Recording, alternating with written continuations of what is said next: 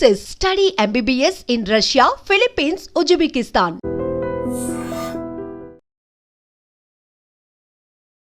నమస్కారం, welcome to I dream. ధర్మ మార్గం విత్ విజిత కార్యక్రమానికి స్వాగతం.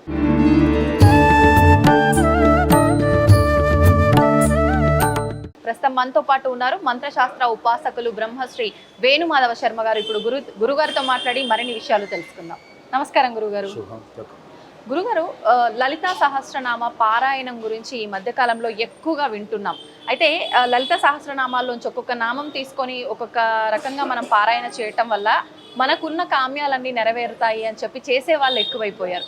నిజంగా ఈ అమ్మవారి నామాలు మనం కోరికల కోసం చేయాలా, అసలు ఎందుకు చేయాలి గురుగారు?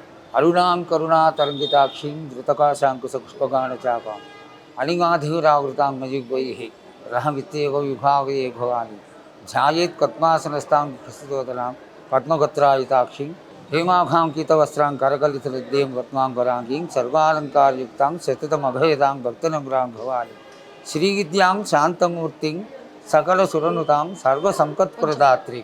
ధ్యాన శ్లోకంలోనే చెక్కగొడుతుందన్న శ్రీవిద్యాం అంటే మంత్రశాస్త్రానికి ప్రధానమైనటువంటి విద్య ఏది అంటే ఈ యొక్క దేవతా సంబంధమైనటువంటి విద్య మాత్రం.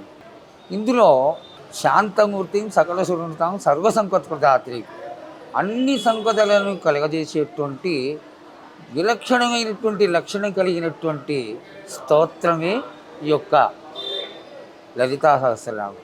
అందరూ విశేషంగా పూజేటువంటి మనుష్య స్వరూపంలో ఉన్నటువంటి దేవతామూర్తులు కంచి పరమాచార్యులు ఎప్పుడు చూసినా అందరినీ కూడా లలితా సహస్రనామ పారాయణం చేసుకోండి అని చెప్తూ ఉండేవాళ్ళు.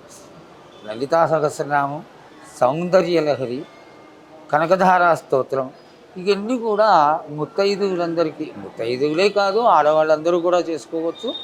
అందరూ కూడా చాలా చక్కగా ఎవరి యొక్క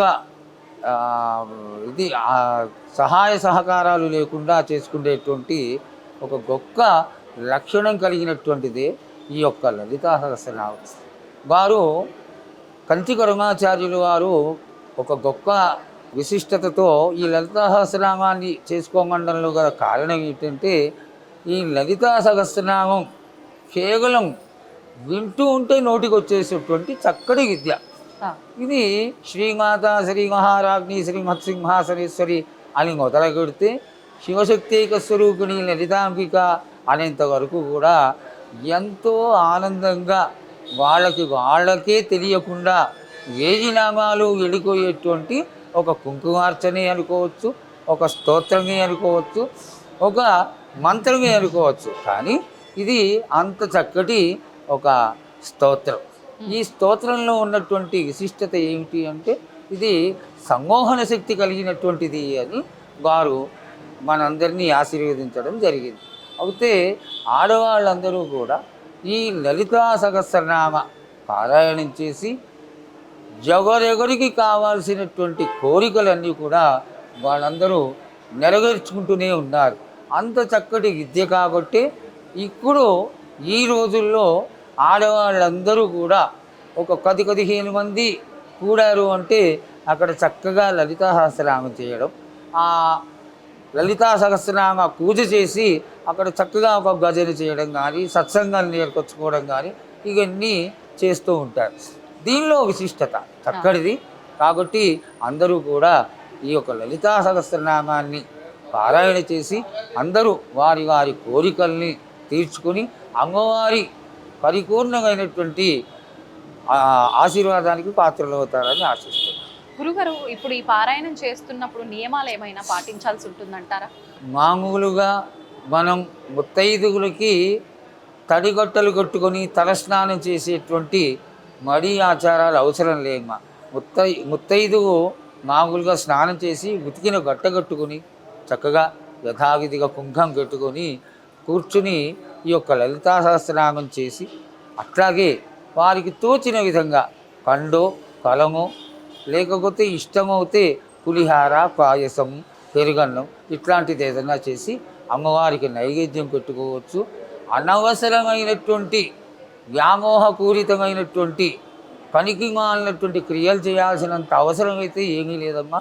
చక్కగా ముత్తైదువులందరికీ కూడా చేతిలో కరతలామలకమైనటువంటి ఈ యొక్క విద్యని అందరూ చాలా లక్షణంగా చేసుకోవచ్చు, ఈజీగా చేసుకోవచ్చు.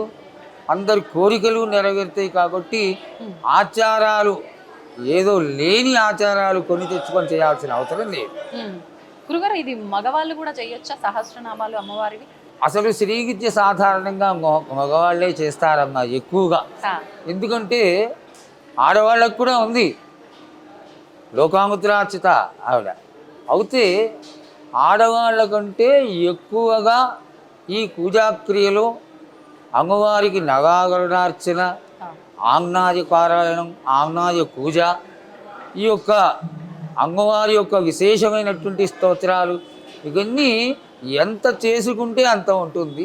సాధారణంగా పొద్దున, మధ్యాహ్నం, సాయంత్రం త్రికాలముల యందు నవాగరుణార్చన చేస్తే కనీసం 16 గంటలు కొడుతుంది. ఆ శక్తి ఓపిక కొంచెం చేయగలిగినటువంటి సమయం మగవాళ్ళకి ఎక్కువగా ఉంటుంది. కాబట్టి ఎక్కువగా మగవాళ్ళే చేస్తారు. ఈ నవాగరుణ పూజలో పూజంతా ముగిసిన తర్వాత లలితా సహస్రనామం కూడా ఒక భాగం. లలితా సహస్రనామం మగవాళ్ళు చేసి అక్కడ ఆ నవాగరుణార్చన శ్రీచక్రం పైన చేసేటటువంటి పక్షంలో కుంకుమార్చన చేస్తే నామావళి చేస్తారు. ఈ శ్రీమాత్రే నమః, శ్రీ మహారాజ్ఞై నమః, శ్రీమత్ సింహాసనేశ్వర్యై నమః అని చెప్పడం మగవాళ్ళు చేస్తే మంచిదమ్మా. ఇది దీంట్లో కూడా ఇంకా కూడా బీజాక్షరాలు పెట్టి ఆ బీజాక్షరాలతో కలుగుతూ ఈ నామాన్ని చేయడం, ఆ నామాలతో కుంకుమార్చన చేయడం శ్రీచక్రార్చన వరకు చాలా విశేషమైంది. మడి ఆచారం అట్లా ఉన్నవాళ్ళు ఆడవాళ్ళైనా చేయొచ్చు, మగవాళ్ళైనా చేయొచ్చు. ఇందులో తక్కువ లేదు. కానీ సమయాన్ని బట్టి ఈ శ్రీమాతా శ్రీ మహారాజ్ని శ్రీమత్ సింహాసనేశ్వరి అనేటువంటి ఈ యొక్క స్తోత్రాన్ని 1000 నామాల్ని కూడా ఎంతసేపు కూడా సాధారణంగా చేసుకునే వాళ్ళందరూ కూడా స్తోత్రపారాయణం చేసుకోవడంలో ఏమాత్రం దోషం లేదు, అందరూ చేసుకోవచ్చు. గురుగారు, ఇప్పుడు శ్రీచక్రం అన్నారు కదా, శ్రీచక్రం విషయంలో ఈ మధ్య కాలంలో చాలా రకాలుగా వింటున్నాం. అసలు శ్రీచక్రం ఇంట్లో పెట్టుకోవడానికి వీల్లేదు, ఒకవేళ పెట్టుకుంటే మాత్రం ఖచ్చితంగా ప్రతినిత్యం కుంకుమార్చన చేయాలి, ఖచ్చితంగా నైవేద్యాలు నివేదన చేయాలి, ఈ రకంగా చెప్తున్నారు. ఇదంతా వాస్తవమా? చాలా ఖచ్చితమైన విషయం అమ్మా. ఇది శ్రీచక్రం పెట్టుకోవడం అనేది నిక్కుతో చెలగాటమాడినటువంటి విషయమే. శ్రీచక్రాన్ని పెట్టుకొని నానా రకాలైనటువంటి కోకడలకి పోయి ఆ శరీరానికి, ఇంటికి లేక కుటుంబానికి నాశనాన్ని కొని తెచ్చుకునే దానికంటే కూడా జాగ్రత్త పడి పెట్టుకోకపోవడమే ఉత్తమం. పెట్టుకున్న తర్వాత దానికి తగినంత శుచిని, మడిని పాటించకపోతే అది ఎదురు దెబ్బ కొడుతుందని పెద్దవాళ్ళు చెప్తారు. సాధారణంగా తెలిసినటువంటి బ్రాహ్మణులలోనే శ్రీచక్రాన్ని పెట్టుకోవడానికి ఇష్టపడరు. గురుగారు, ఒకవేళ మనకు సంబంధం లేకుండా మనం కావాలని తెచ్చుకోకుండా ఎవరైనా మనకు బహుమతిగా ఇచ్చినప్పుడు దాన్ని ఇంటికి తీసుకొచ్చుకున్నామే అనుకోండి, ఇప్పుడు ఖచ్చితంగా దాన్ని మనం ఇంట్లో ఉంచుకోవాలి, ఇవన్నీ మనం ఆచరించలేము, తీసుకెళ్లి ఆలయంలో అలా ఏమైనా అప్పచెప్పొచ్చు అంటారా? తప్పకుండా ఇచ్చేయచ్చమ్మా. ఆలయంలో ఇచ్చేయవచ్చు. భిన్నమైనటువంటి శ్రీచక్రాలు అట్లాంటివి ఉంటే మంచి జీవనదుల్లో నిమజ్జనం చేసేయవచ్చు. అంతేగాని ఆ శ్రీచక్రాన్ని పెట్టుకొని ధరించి దానివల్ల ఇతరములైనటువంటి గాథలు పడేదానికంటే ఇది ఉత్తమమైనటువంటి మార్గం. అమ్మవారి దేవాలయాలు ఏమన్నా ఉంటే వాటిల్లో వచ్చేయడం ఉత్తమమైనది.